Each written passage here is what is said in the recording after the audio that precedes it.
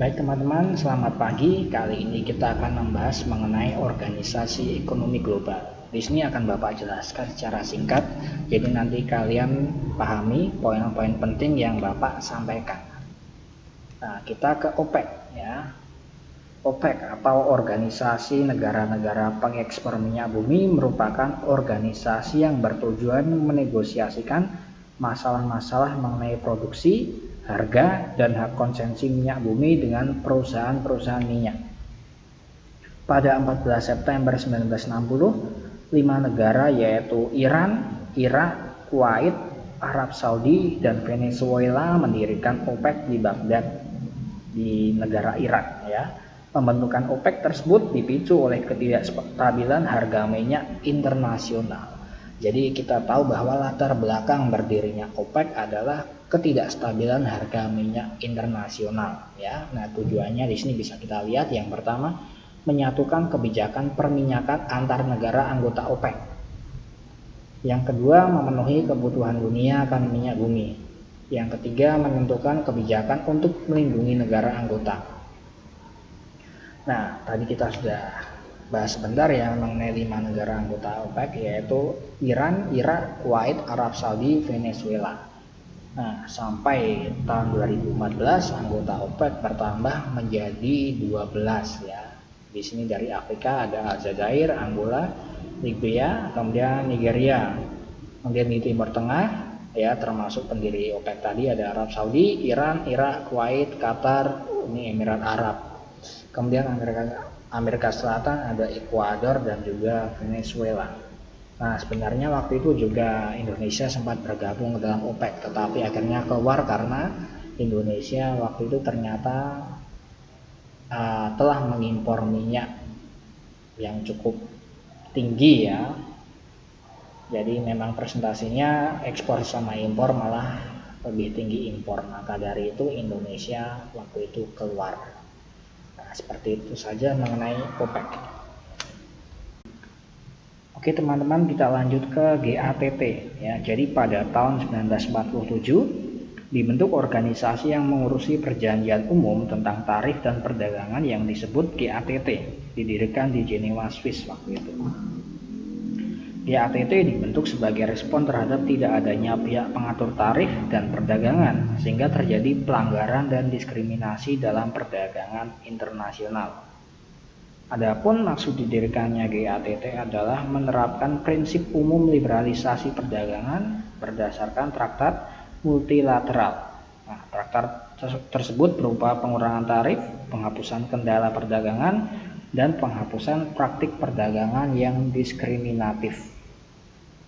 Nah, kemudian bisa kita lihat tujuan dari GATT itu adalah menciptakan iklim perdagangan internasional yang aman dan jelas bagi masyarakat bisnis, serta menciptakan liberalisasi perdagangan yang berkelanjutan. Oleh karena itu, GATT berfungsi sebagai forum negosiasi, penyelesaian sengketa, dan sebagai pengatur bagi perdagangan internasional, khususnya perdagangan barang. Pada saat didirikan, GATT beranggotakan 23 negara. Namun pada April 1994, dalam sidang terakhirnya di Marrakesh, tepatnya di negara Maroko ya, GATT berubah menjadi WTO. Nah, di sini jumlah negara penandatangannya ada 115 negara, banyak sekali ya. Perubahan ini dilatar belakangi kenyataan bahwa semua negara anggota menghendaki adanya perdagangan yang benar-benar bebas di antara mereka. Nah, kemudian WTO sendiri diputuskan untuk diberlakukan secara resmi mulai 1 Januari 1995. Nah, jadi bisa kita lihat akhirnya GATT berubah menjadi WTO. Nah, seperti itu ya. Jadi memang di sini tujuannya WTO untuk selanjutnya ya mendorong perdagangan bebas dengan mengurangi dan menghilangkan hambatan perdagangan seperti tarif dan non-tarif. Kemudian juga menyediakan forum perundingan perdagangan internasional dan menyelesaikan sengketa dagang, serta memantau kebijakan perdagangan di negara-negara anggota. Nah, sampai saat ini WTO memiliki 160 negara anggota dengan 24 negara pengamat dan bermarkas di Jenewa, Swiss. Nah, seperti itu ya. Terima kasih. Oke teman-teman, kita lanjutkan ke pengaruh organisasi regional dan global bagi bangsa Indonesia. Kita akan berbicara dulu mengenai dampak positif. Yang pertama, mendorong dan mempercepat pertumbuhan ekonomi. Jadi perdagangan bebas akan meningkatkan permintaan dan penawaran akan suatu produk. Hal ini pada gilirannya mendorong tumbuh dan berkembangnya industri dalam negeri Indonesia seperti batik, kerajinan, dan industri tekstil. Kemudian meningkatkan pendapatan negara. Perdagangan bebas begitu potensial untuk mendatangkan devisa yang merupakan salah satu sumber penerimaan negara. Hal itu didapatkan dari proses ekspor ya tentu saja. Nah, semakin besar ekspor maka tentu saja semakin besar pula devisa yang diperoleh. Devisa yang semakin besar tentu akan mendukung terlaksananya pembangunan di segala bidang. Kemudian memperluas lapangan kerja. Meningkatnya permintaan akan produk dalam negeri memungkinkan perusahaan dapat berekspansi, yang berarti meningkatkan terciptanya lapangan pekerjaan. Kemudian meningkatkan kualitas produk. Nah, dalam perdagangan bebas, seluruh batasan dan hambatan terhadap arus modal, barang, dan jasa tentu saja akan dihapuskan. Hal itu mendorong berbagai perusahaan di berbagai negara, termasuk di Indonesia, untuk meningkatkan mutu produk agar dapat bertahan di tengah ketatnya persaingan dengan negara lain dalam satu kawasan maupun dalam lingkup global. Jika kualitas produk tidak meningkat, produk-produk itu tidak akan laku di pasaran internasional. Salah satu cara untuk meningkatkan mutu produk adalah dengan menggunakan mesin-mesin yang modern dan canggih. Seperti itu ya. Kemudian mendorong kreativitas. Ada banyak produk sejenis yang dipasarkan dalam era perdagangan bebas antar negara ya. Agar dapat bersaing, tentu saja setiap perusahaan harus menghasilkan produk yang lebih unggul, baik dari segi harga maupun mutu produk itu sendiri. Salah satu cara untuk menekan harga adalah melakukan proses produksi dan distribusi secara efisien. Nah, persaingan dengan negara lain sebenarnya bisa dihindari. Caranya adalah menciptakan produk yang unik, menarik, dan bermutu yang dibutuhkan oleh negara lain. Contohnya saja seperti produk kreatif, seperti seni dan kerajinan. Nah, dengan demikian perdagangan bebas mendorong kreativitas warga negara.